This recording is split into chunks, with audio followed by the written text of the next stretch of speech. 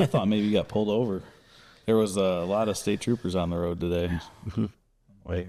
And a car fire. A car fire? In Horsehead. Did you see that? I did not. I've been delivering travel guides for the last hour, so. Gotcha.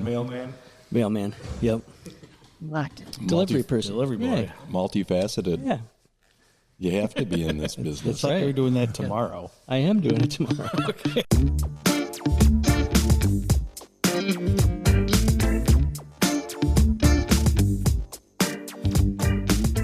Let's talk a little bit about the winery because, again, we're in Arkport. Not everybody is going to think Arkport immediately when you think of wine. But they should, because you guys are out here and you've been doing this for a while now and you're doing some great stuff.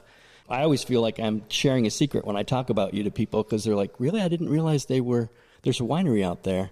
And then I know people who've come and they're like, oh my God, I wish I would have known about that sooner. They're bringing their friends from Rochester and stuff. Uh-huh. So it's really great. Can you talk a little bit about why you even got into wine? And, we'll go from there, I guess. This is a long story. That's okay. Good. We got time. Craig's got research to do here. Yes. So take your time. Okay. Sip. Well, Suzanne and I have been together for a very long time. We made wine together for the first time in 1984. Yep. And we would do it just for fun, and we would bottle it all up nice, wax tops on them and labels, and we'd always write the story of when we made the wine, and then we would give it away as gifts. And then we married in 88 and bought this house. 89, we planted Foch and Noiret because we wanted to make something better than Dandelion and Concord wine. Right. And we like dry red, so we were looking for something we could grow here, and they thrived. They did very well. So we've been making wine with Noiret and Marshall Foch since the early 90s, once the vines matured and we could harvest. Excuse me. So, that's how this whole thing started. And we used to sit around the end of the day, have a glass of wine or whatever, and say, geez, wouldn't it be neat one day, right? Yep. And that led to dreaming of the future.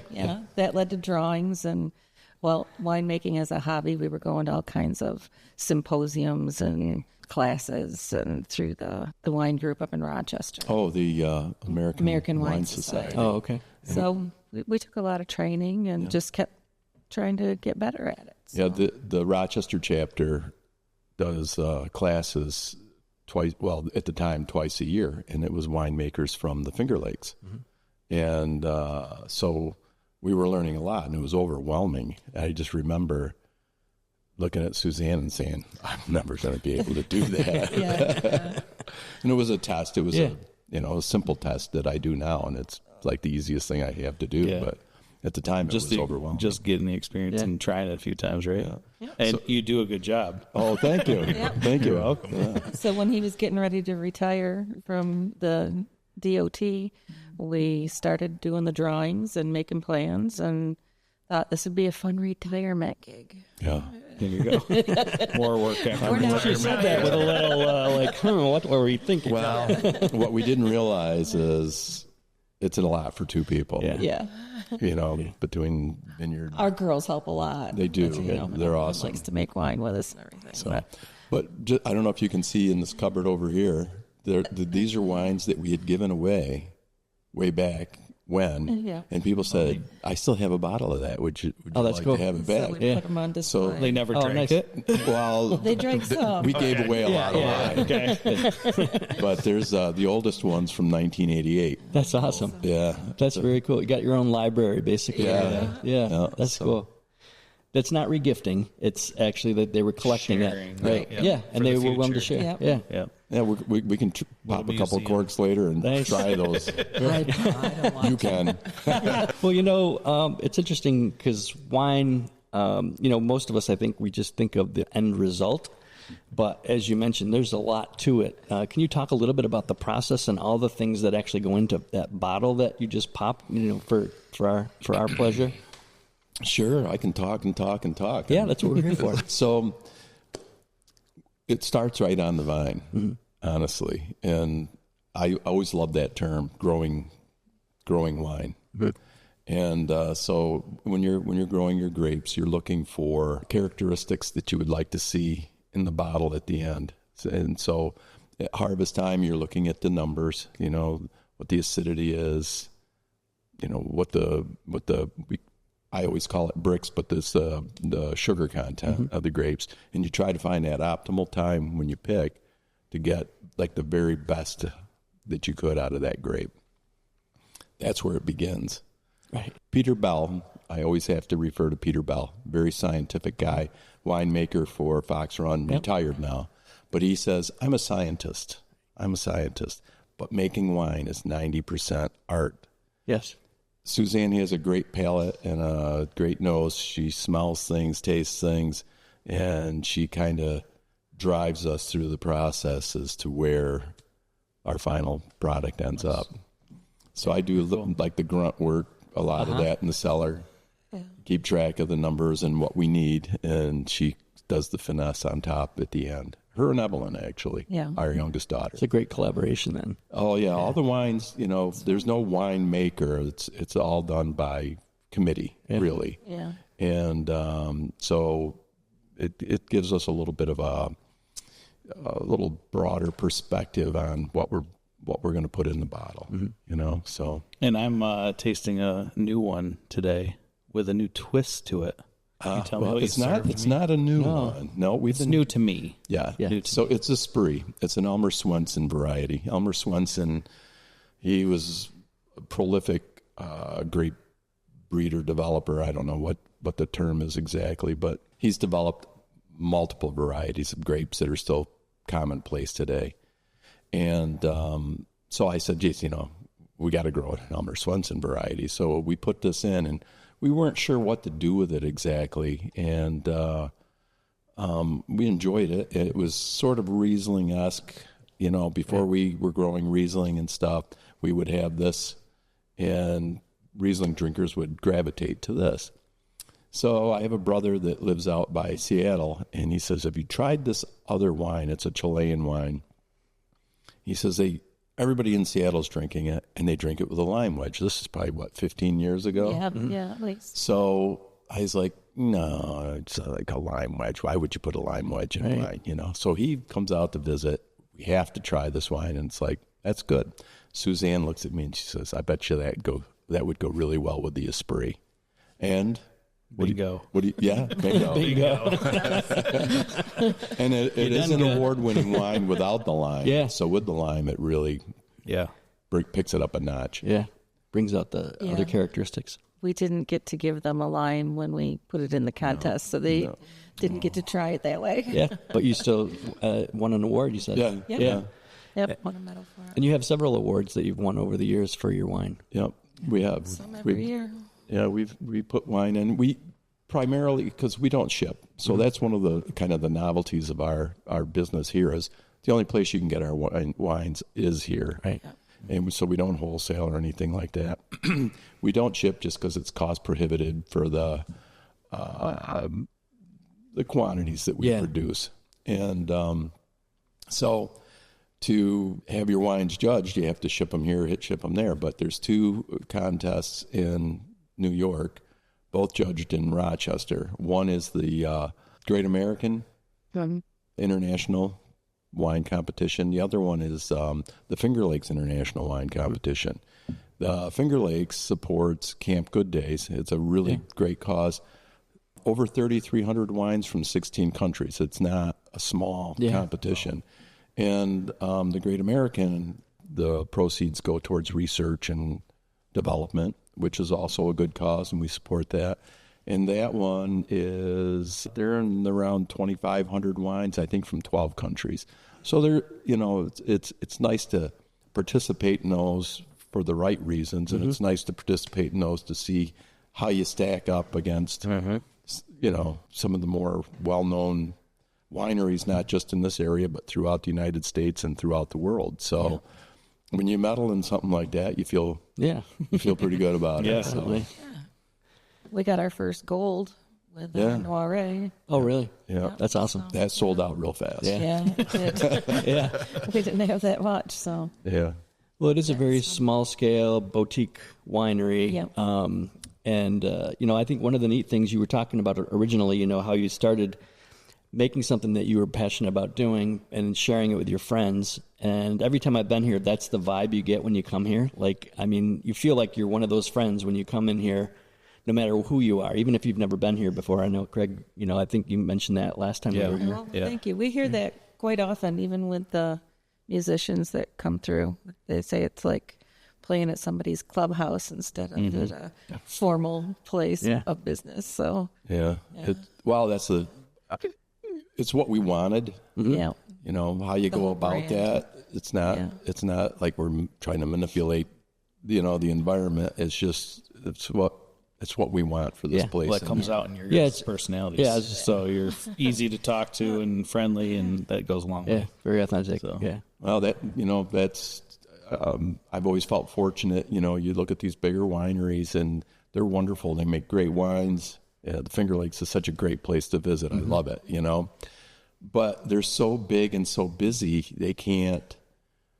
It's not that we're not busy, but we're the face of the business.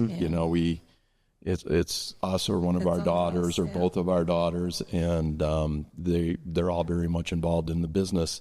So they represent us really well, and I just know that for me personally, when we were thinking about this, we used to, frequent various wineries and ask a lot of questions. And so often it was someone that had a summer job that we were dealing with. They were wonderful because they would say, the winemakers in today, would you like to talk to them? And winemakers, as you can obviously see, like to talk, right? That's a good thing. So, it's a great community. Everybody's very generous and open to what they do. But it's because it goes back to that 90% art. Yeah. They could give me great detail to everything they do, but it's what you do with it that really makes a difference in the wines. Yeah. And so we've enjoyed it very much.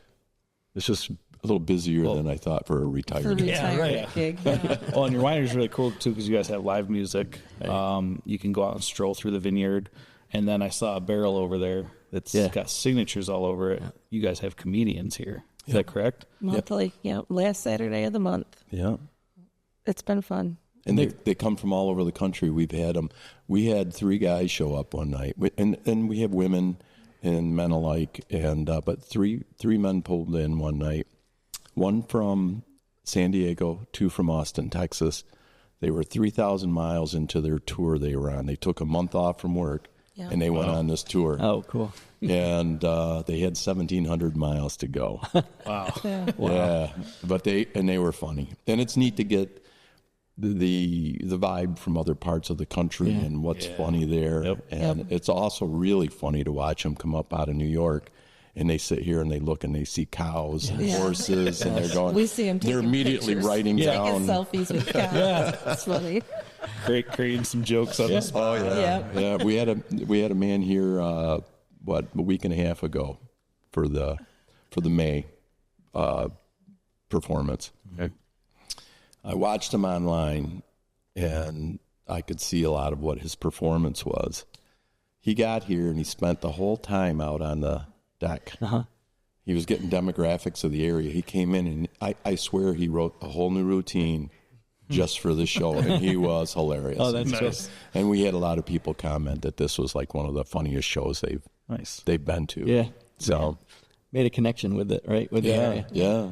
You both very creative, which goes along with that art part that you were talking about for the wine. But also, wine is also farming, so it's agriculture.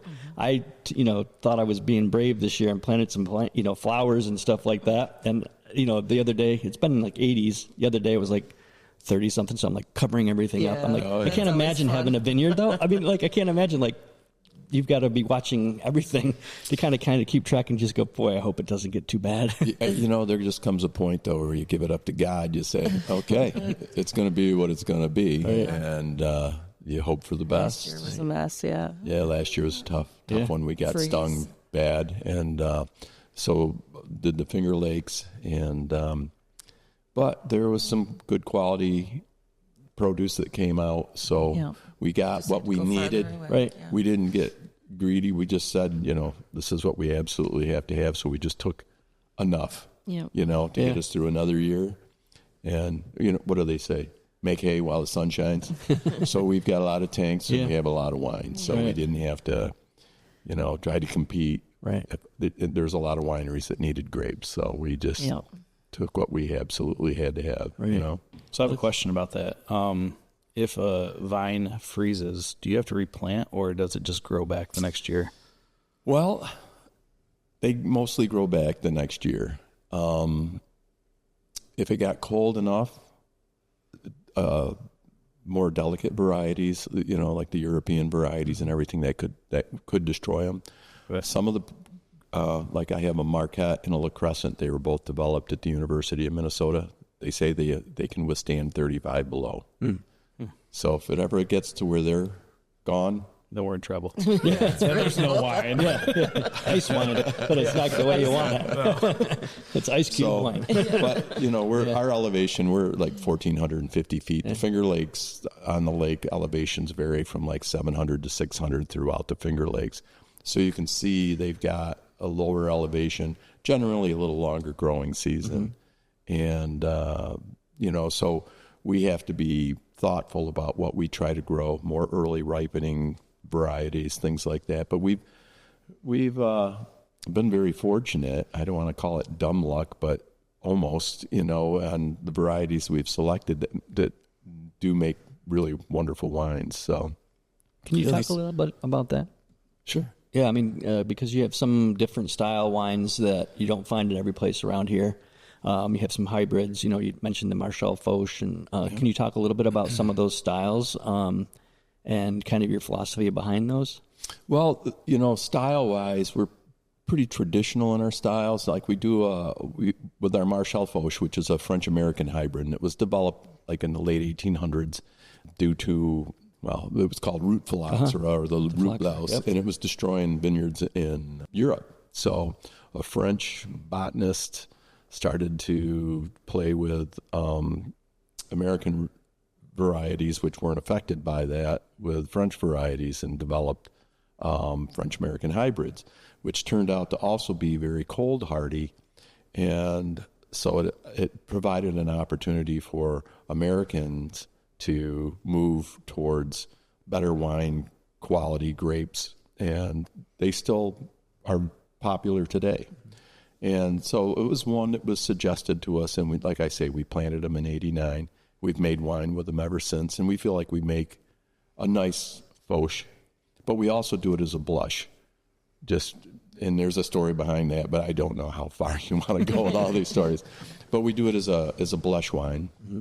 And the other wines we do in a more like the Marquette is it actually has Pinot Noir in its lineage. And it can make a nice full-bodied red, dry red. I'm sure you could do that in other styles, and it would be a wonderful wine. But we just do it, we got 14 different wines we serve today. We make 15, and we bottle 14 of them. So we Craig's getting excited. Where's that 15th? That's it. Well, that's normally in the slushy. Delicious. So, the Noir is a grape that was developed by Cornell. Mm-hmm. And we used to grow it, but I don't grow it now because it's readily available in the Finger Lakes. So we have limited space, so we have to try to get the best. What's harder for us to get, we grow here. Mm-hmm. So, and we don't buy Marquette anymore. We just grow our own. And we were there with our Foch, but now that we're doing two styles, we have to buy some to supplement what we have. Yeah. And we do something a little unusual with the Catawba grape. We make a dry white wine out of that. I think you like the dry white Catawba. As a result of that, though, our blush Catawba is much more intense Catawba flavor. And so we don't make that as sweet as the traditional, like Lake Country pink Catawba wines that, remember the jug, back in the day. Yes. And not a lot of people remember that, though, the younger people now. But so we do that. And We were making a pear wine. We had to destroy our pear trees due to fire blight. But I have new ones, and we've been waiting for them to produce, and this is the year. So I'm hoping we have pear wine back on. So, and then we have a couple of red blends that we make as well. We do a Concord as a blush, and it's not super sweet, and that's pretty popular. As far as different wines, though, the pear wine was a dry white, and but very fruit forward, very, very light wine, though. It would go good with like a really mild brie or something like that. Oh, cool. You know, so hopefully we'll have that back on here pretty soon. That's good. So I've going back to the agricultural side of this. A lot of people think of wineries being, and at least in our region, Finger Lakes, by the lakes. You guys are kind of a little ways out. So is the soil and everything kind of similar to what you find up at the lakes, or does it really matter what the soil contains? Like, is there a difference between like being on a lake or being out here? Well, the difference one is elevation. Probably overall, I mean, they do get a microclimate, I feel, and one of the big things for grape growing is a good airflow to help minimize mildew and things like that from forming. So as long as air is moving by them, it dries them. And so they have the benefit of that. They're growing at a lower elevation and still have hundreds of feet below their vines to the lakes, where, you know, so they might be growing at 800-900 feet in elevation. I'm, like I say, 1,450 here. So they have that going for them.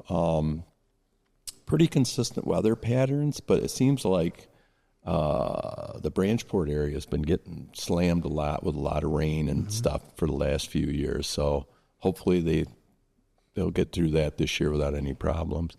I think the Great Lakes have a bigger impact overall. But then there's a lot of varieties that were bred specifically to grow in different areas. I do believe in the way the Finger Lakes were formed, that it's more old earth than here. This is what it is, like a glacial till. It's what falls out of the glacier as it receded. Gotcha. So ours is a mishmash of all kinds of different soil types. What we have here is a south-facing slope. Gives us a little more, little bit more of a growing season. I mean, just you just get a little bit better sun exposure and a little longer day. Right. Gotcha. So you pick up a few hours here and there, you know, as you can. But again, I think a lot of it just goes to the varieties. We were growing a Riesling. I pulled them last year. They just weren't thriving. And one of the growers that I work with over on the Keuka Lake just has some of the most pristine vineyards, and his fruit's always so clean. It's you know, it's why compete, right? You know. Yeah, you want to get the best anyway, right? So if they're already there, then it makes sense to do something else different here. Yeah, he wonderful guy. That's cool. So well, you do work a lot with, I mean, between the grape growers, the musicians, you do a lot with the local, communities. And that's part of the vibe when you come here too, because every time I've ever been here, there's been a whole bunch of people, and a lot of them are from here, and a lot of them just know you guys intimately, and that just comes through too, when you're here, that whole sense of community. It's interesting. I'm sorry. No, it's interesting though, because we're 3 miles from I-86. Yeah. We're about 10 miles from I-390. And we see so many people off of both of those interstates that are not from New York or not even this country. If you look through our guest books, it's incredible. We had an interesting experience about a year and a half ago. No, a couple of years ago now. There was a French couple and an Italian couple at the bar. My daughter Evelyn, who works very closely with the wine, was doing a tasting. And they got here like right when we opened up. We had the class of 1972 out here because it was Summerfest weekend. It's like an alumni weekend. And I don't know what class. We usually have a couple of reunions going on here during that weekend. And they stayed the whole day and had a wonderful time.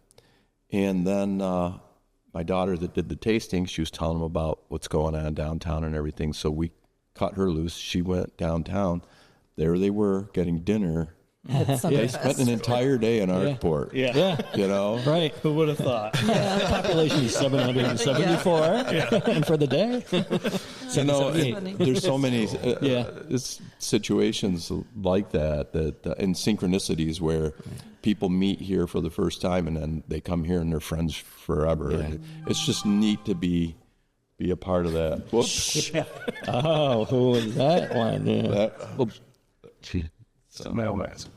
All right. Oh, Quinn's going to ask a question. Uh-oh. Quinn's, I'm jumping in. he's getting antsy. Long-time over listener, first-time caller. there. Quinn's on line one. You both seem obviously very knowledgeable and love what you do, and obviously there's a lot that goes into winemaking. For the both of you, what part of the process is particularly something that you look forward to every year, or is it just the entire job that you love so much? Well, we love having our daughters come and do our bench trials and tastings and stuff with us. That for me is special because we get to do it all together. But I don't know, all of it's enjoyable. I think the highlight of the whole year is the last day of harvest. Mm.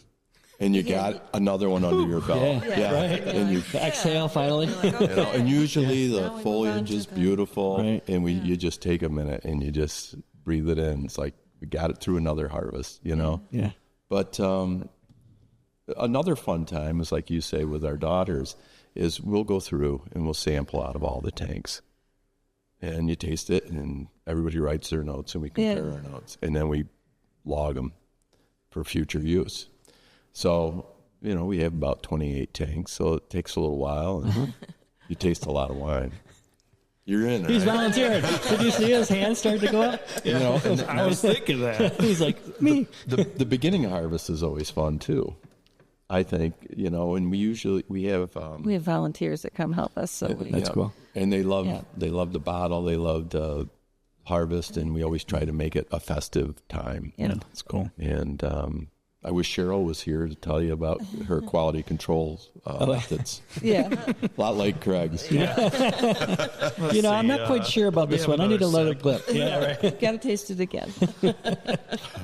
Well, or that bottle's a little too full, so we have You to make me empty sound some like out. a lush. No, No. no, Just actually. like wine. Yeah, no, and you're just having one little sip there, which is, also, paying respect to the people who put a lot of time and effort into making some really great wines. And we do appreciate, again, you having us out here. We look forward to coming out on our own a little bit as opposed to doing something like this. But thanks for having us and for being part of the podcast. Yeah, that's great. It's a pleasure. We enjoy it. We enjoy it very much. So, Well, if you're going to want to stay groovy, you want to come out here to Savor and really enjoy some of the great wine, music, comedy, and especially the people behind the bar who are the face of the organization, but also the heart of it. And Bill has a story for every wine we have. That's good. So Look for would you Bill. come for a Pull up a tasting? chair and have a chair. Stay for the day. Yep. I always try to say I offer two tastings: one where I just shut up and let you enjoy yourself, or one where I just talk your ears off. And they always vibe They for say, the talk "Tell my us, ears off. tell Tell us." us the story. That's awesome. So Well, thanks, everyone. Stay groovy. good day.